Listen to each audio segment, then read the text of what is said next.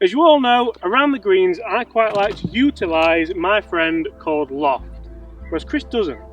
Let's do it. And let's do it now.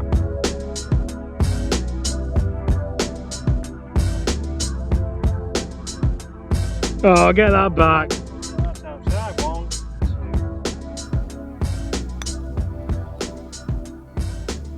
2. Hi everyone, James Robinson here. Guys, first things first, I hope you're all well and I hope you are all safe.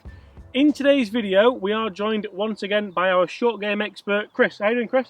Very good. Yourself? Very good, I'm okay. Well, the sun's out. The sun's out, we're doing a short game Saturday's video, so Correct. to be honest, I am very, very well. Guys, as you all know on this series, Chris ridicules me, being my short game coach, for using too much loft. But this is a bit of a special video, Chris, isn't it?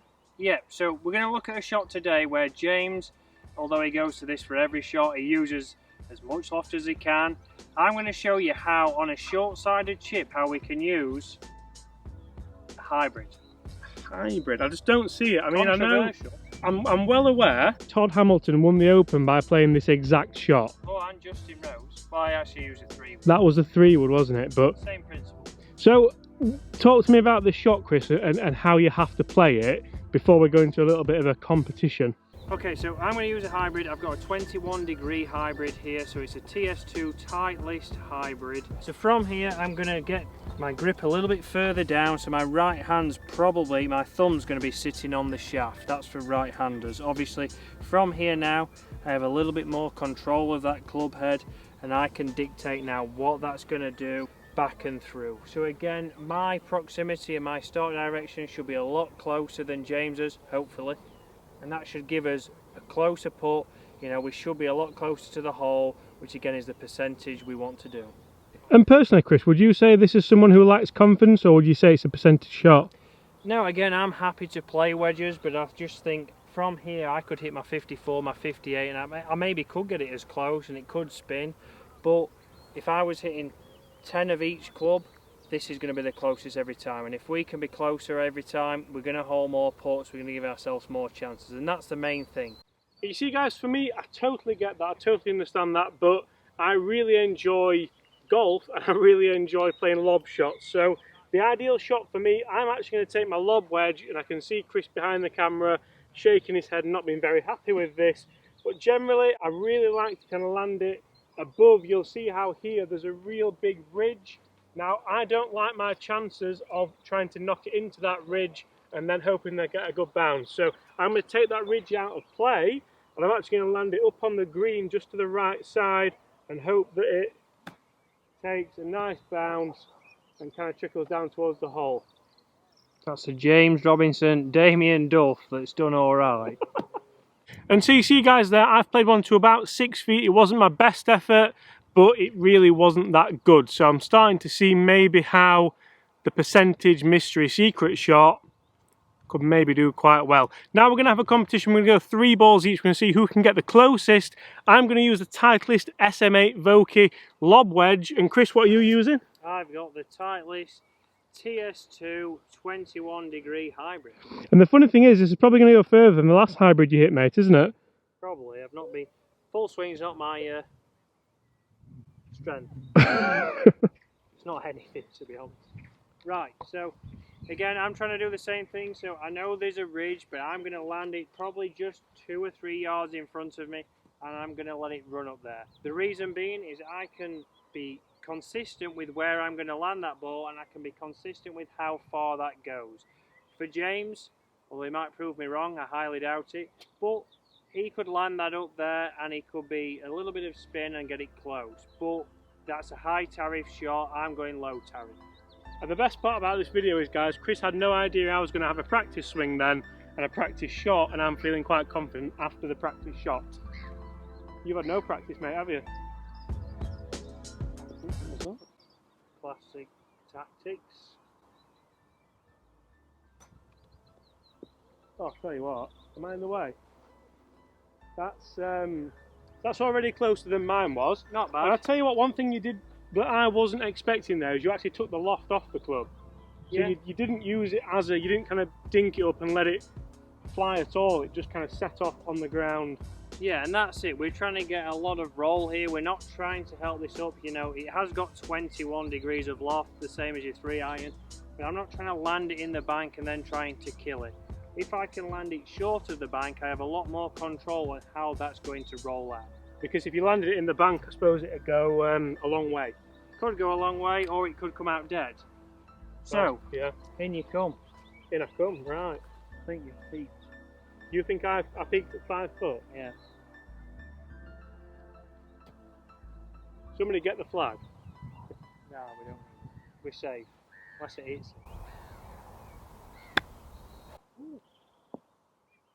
That was a bad bounce as well. Yeah, so great shot. But bad, yeah. So you can't take a bad bounce, can you? No, so again, you're relying on a bounce. So if I've got to rely on a bounce, we don't know if that hits a pitch mark that somebody's But my whole not logic to not play Chris's shot was that I don't want to rely on a bounce here. I suppose I'm relying on a bounce on the green. But again, here we can see what's in front of us. So we can see what's in front of us. We know it's fairway. We can see if there's a big hole, then maybe we don't use this shot. But we can see it's fine up to the green. Whereas that's probably pitching an old pitch mark. Yeah.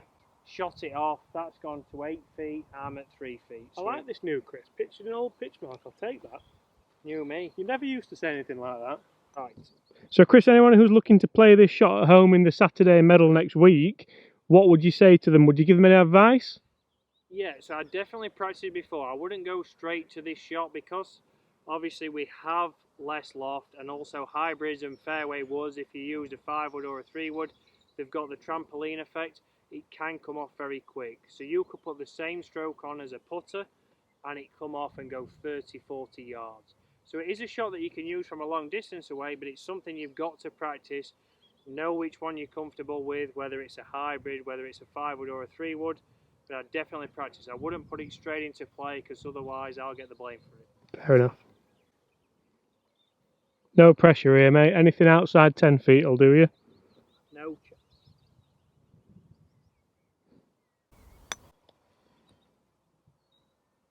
A little bit fiery, that's the one you were talking about, isn't it?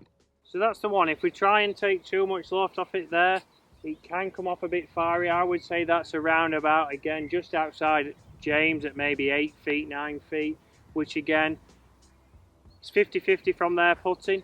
So let's have a look what James does. And to be fair, actually, if you are talking about a short-sided chip shot, again, I hate to pick out the positives of your mentality, but it's still, you're putting, aren't you? So that's it, we're still putting. How many times I see people with James's club come in here and leave it short, which again gives them another chip, and then they have to do the same. Another good shot from James. I don't think he could play it much better. It was out the middle, that one as well. Out the middle, it's a rarity. But again, it's gone exactly the same distance. It's very consistent. Is it 2 great shots, which I say you probably couldn't play much better. But again, it's on the average, landing zone though, isn't it? Now I've worked out that realistically the landing zone is more just on the green with the speed of the greens in the summer. That's it. So his landing zone's probably a little bit shorter. But again, he could get a kick and he's landing it on the green. If he doesn't get the spin and doesn't quite get the contact, it could be again 8 feet away. So his average at the moment, I would say, is 8 feet. Mine's looking at around about 4 or 5 feet between the 2 shots. Is that what we're working on average? Working on an average. New to me, that. New you, not definitely New not new you.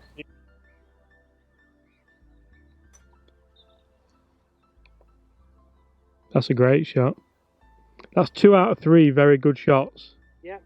So again here, I would say we're probably, what would we say, 15, 20 yards? Yeah, I think as a distance. Yeah. Again, on average on tour, we're probably looking at the best on tour is going to be 4 feet on average from the shots. I would say I'm probably going to be outside of that, but I've made it a lot easier by using this club. I've not had to do a lot, and you know, there's not a lot that can go wrong with this club. You know what? If you weren't social distancing and I could touch that club, I'd take it off you and have a go. See, when I'm right, I'm right. James is constantly wrong. But he's just being the ball. Yeah. After all. Also, guys, if you haven't checked out Chris's channel, don't bother because, yeah. Load of rubbish. It's only facts. It's only facts. James is. You know what? I wasn't nervous in this video at all until now. This could be 30 feet. It could be, but it's another point as well. So if you're nervous over a shot, i.e. Justin Rose at the US Open, why would you take a lofted club where you could blade it, you could duff it? Justin Rose was never going to blade that shot, he was never going to duff that shot. Yeah. Me, however... Well, there's 90-10%.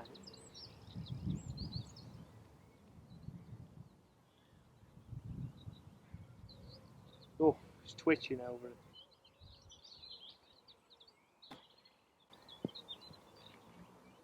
Go, go! Pretty good. So he's adjusted there. He's not had it as open because I've just had a word. Quiet word. Right, Chris, so I'm not going to lie. I'm not overly dissatisfied with those as 3 shots from this area to a fairly hard green. I think I've definitely got better on me, but then I think most golfers would say that anyway.